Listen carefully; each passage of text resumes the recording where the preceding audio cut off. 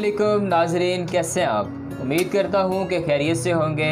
मैं हकीम आबिद उस्मान अपने YouTube channel में आपको वेलकम कहता हूँ। आज का हमारा टॉपिक है दालचीनी के फ़ायदे।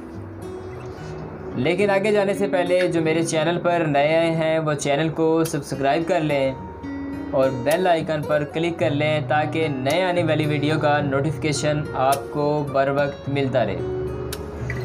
नाजरीन, दालचीनी के फ़ायदे। दालचीनी हमारे खानों में अक्सर नज़र आती है लेकिन ये हमें खाने में अच्छी नहीं लगती, इसलिए इसको हम निकाल के साइड पे कर देते हैं। लेकिन दोस्तों, ये बहुत ही फ़ायदेमंद चीज़ है। इसके बारे में मैं आज आपको बताता हूँ। दालचीनी में एंटीबैक्टीरियल प्रॉपर्टीज़ होती हैं, यानी बॉडी के अंदर जब कोई बीमारी नुकसान करती है उसके ख़िलाफ़ लड़ने में हमारी बॉडी की, हमारे जिस्म की मदद करती है।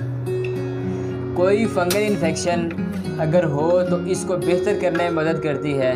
जिससे हमें किसी किस्म की सोजिश हो, इसको ठीक करने में हमारी मददगार साबित होती है। सोजिश किसी किस्म की भी हो, वो सारी बेशुमार मर्ज़ों का घर होती है। अभी हाल ही में कोविड-19 जब कोरोना फैला तो दालचीनी का इस्तेमाल कामयाबी से क्यों किया जा रहा था? क्योंकि हमारे जिस्म में एक मुदाफ़ती निज़ाम है। मुदाफ़ती निज़ाम काम करता है, बीमारियों के ख़िलाफ़ लड़ने की ताकत पैदा करता है।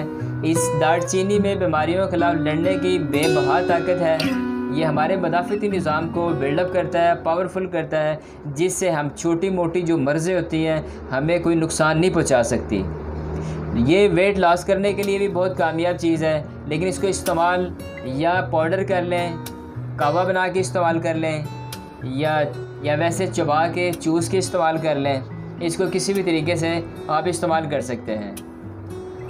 फिर मिलेंगे इंशाअल्लाह। इसके साथ इजाज़त दीजिए। अल्लाह हाफ़िज़।